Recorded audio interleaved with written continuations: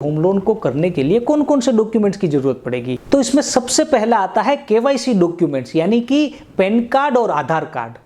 उसके बाद आता है इनकम डॉक्यूमेंट, जिसमें आता है पिछले 3 सालों के इनकम टैक्स रिटर्न, या अगर आप इनकम टैक्स रिटर्न यानी कि आईटीआर अगर आप फाइल नहीं कर रहे हो तो आपके बिजनेस के जो बिल्स होंगे वो भी आप सबमिट करा सकते हो। उसके बाद आता है बैंक स्टेटमेंट, यानी कि जो लोग लोन स्ट्रक्चर में रहने वाले हैं उन सब के सेविंग्स अकाउंट के पिछले 1 साल के स्टेटमेंट को भी आपको होम लोन की फाइल को प्रिपेयर करते वक्त उसमें जोड़ने जरूरी होते हैं। अगर आपके मल्टीपल बैंक्स में सेविंग्स अकाउंट है तो सारे बैंक्स के सेविंग्स अकाउंट के पिछले 1 साल के स्टेटमेंट को आपको अपनी होम लोन की फाइल में जोड़ना है। उसके बाद आता है बहुत ही इंपॉर्टेंट सेट ऑफ डॉक्यूमेंट जिसको बोलते हैं लोन डॉक्यूमेंट्स, यानी कि जो लोग लोन स्ट्रक्चर में रहने वाले हैं उनमें से किसी के भी नाम पे कोई भी लोन्स चल रही है तो वो सारी लोन्स के सैंक्शन लेटर्स और उसके स्टेटमेंट ऑफ अकाउंट्स उसको भी लोन की फाइल में जोड़ना बहुत ही जरूरी होता है। और 5वां सेट ऑफ डॉक्यूमेंट्स आता है जिसको बोलते हैं प्रॉपर्टी डॉक्यूमेंट्स, यानी कि जो प्रॉपर्टी आप परचेज करने वाले हो उसकी फुल प्रॉपर्टी फाइल आपको बैंक को सबमिट करनी होती है। तो ये 5 सेट ऑफ डॉक्यूमेंट्स को आप अच्छे से प्रिपेयर करके कोई भी बैंक में लोन के लिए अप्लाई करोगे तो आपकी होम लोन की प्रोसेस बहुत ही स्मूथली और बहुत ही अच्छे से हो पाएगी। अब हम लोग दोस्तों ये देखते हैं कि होम लोन की प्रोसेस एग्जैक्टली किस तरीके से वर्क करती है, यानी कि जैसे ही आप अपनी फाइल को बैंक में सबमिट करते हो उसके बाद क्या होता है। तो दोस्तों जैसे ही आपकी फाइल बैंक में सबमिट होगी बैंक आपकी फाइल को अच्छे से एनालाइज करेगा और बैंक को लगेगा कि नहीं अभी भी इसमें कोई पर्टिकुलर डॉक्यूमेंट्स की रिक्वायरमेंट है डिसीजन देने के लिए, तो बैंक आपको क्वेरी देगा और आपको बोलेगा कि आप ये सारे डॉक्यूमेंट्स हमें सबमिट करिए। जैसे ही आप वो सारे डॉक्यूमेंट्स बैंक को सबमिट करोगे बैंक क्या करेगा आपकी कुछ रफ एलिजिबिलिटी डिसाइड करेगा। बैंक आपको टेंटेटिव कुछ लोन अमाउंट डिसाइड करेगा और उसके बाद बैंक का जो क्रेडिट मैनेजर होगा वो आपके बिजनेस प्लेस पे आएगा, या तो अगर आप जॉब कर रहे हो तो जहां पर आप जॉब कर रहे हो वहां पर आएगा और आपसे पर्सनली डिस्कशन करेगा कि आपको कितनी अमाउंट की लोन की रिक्वायरमेंट है और आपका बिजनेस मॉडल क्या है, किस तरीके से आप बिजनेस करते हो। अगर आप सैलराइड हो तो आपकी कंपनीज के बारे में डिटेल में वो डिस्कशन करेगा और उसके बाद बैंक का जो क्रेडिट मैनेजर होगा वो आपकी लोन को सैंक्शन करेगा।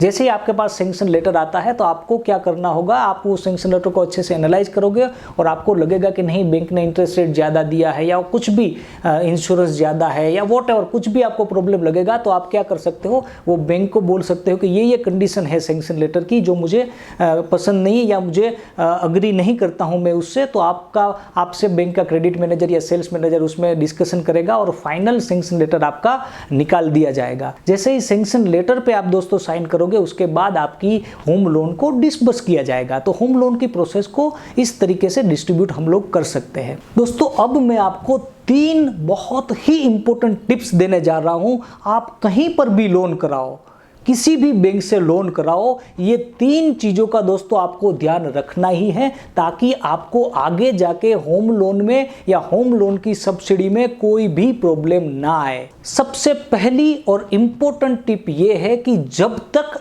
आपको होम लोन की सब्सिडी नहीं मिल जाती आप अपनी बैंक को चेंज ना करें, यानी कि आप अपनी लोन को ट्रांसफर करके एक बैंक से दूसरी बैंक में ना जाए। दोस्तों प्रधानमंत्री आवास योजना की गाइडलाइंस के मुताबिक अगर कोई पर्सन सब्सिडी मिलने से पहले अपनी लोन को एक बैंक से दूसरी बैंक में ट्रांसफर करेगा तो उसे सब्सिडी नहीं दी जाएगी। तो ये बहुत ही इंपॉर्टेंट है कि आप इसे समझे कि जब तक आपको सब्सिडी नहीं मिलती आपको अपनी बैंक को चेंज नहीं करना है, चाहे कोई और बैंक आपको कितना भी कम रेट ऑफ इंटरेस्ट दे या कितनी भी अच्छी ऑफर दे, सब्सिडी मिलने से पहले आपको बैंक को चेंज नहीं करना है किसी भी सूरत में। दूसरी इंपॉर्टेंट टिप, आप कोई भी बैंक में अपनी होम लोन की प्रोसेस कराने जाए आपको क्या होगा, जैसे ही आप अपनी फाइल बैंक में सबमिट करोगे बैंक आपसे कुछ इनिशियल प्रोसेसिंग फी का चेक आपसे मांगेगा जिसको बोलते हैं इनिशियल पीएफ चेक। उसकी अमाउंट 3,000 से लेकर के 6-7 हज़ार तक रहती है। आपको ये बहुत ही अच्छे से इंश्योर करना है कि कोई भी सूरत में वो जो प्रोसेसिंग फीस का जो चेक है वो बाउंस ना हो। अगर दोस्तों आपकी सारी प्रोसेस, होम लोन की प्रोसेस आप अच्छे से करते हो, लेकिन आप इनिशियल प्रोसेसिंग फीस का चेक अगर बाउंस करोगे तो आपको लोन मिलना बहुत ही मुश्किल हो जाएगा, ऑलमोस्ट इम्पॉसिबल हो जाएगा। क्योंकि बैंक ये सोचेगी कि जो पर्सन 5 या 6 हजार का चेक इनिशियली स्टार्टिंग में ही बाउंस कर रहा है वो 20 साल तक हमारे ईएमआई कैसे भरेगा। तो इनिशियल पीएफ का जो चेक है दोस्तों वो किसी भी सूरत में बाउंस नहीं होना चाहिए। तो ये दूसरी बहुत ही इंपॉर्टेंट टिप है। और तीसरी बहुत ही जरूरी और मोस्ट इंपॉर्टेंट टिप ये है कि जैसे ही आपकी होम लोन की प्रोसेस कंप्लीट हो जाए, आपकी होम लोन का डिसबर्समेंट हो जाए, उसके बाद आपको अपने रजिस्टर्ड मेल आईडी में से बैंक के कस्टमर केयर सेंटर में एक मेल लिखना है, जिसमें आपको लिखना है कि ये मेरा नाम है, मेरे लोन का जो मेरी होम लोन है उसके लोन स्ट्रक्चर में ये लोग थे, मुझे इतनी अमाउंट की होम लोन मिली है और मैंने अपनी होम लोन की सब्सिडी की सारी प्रोसेस कंप्लीट की है और उसके सारे डॉक्यूमेंट्स आपके एम्प्लॉयज को सबमिट किए हैं। मुझे अपनी होम लोन की सब्सिडी का एप्लीकेशन आईडी कृपया करके दीजिए।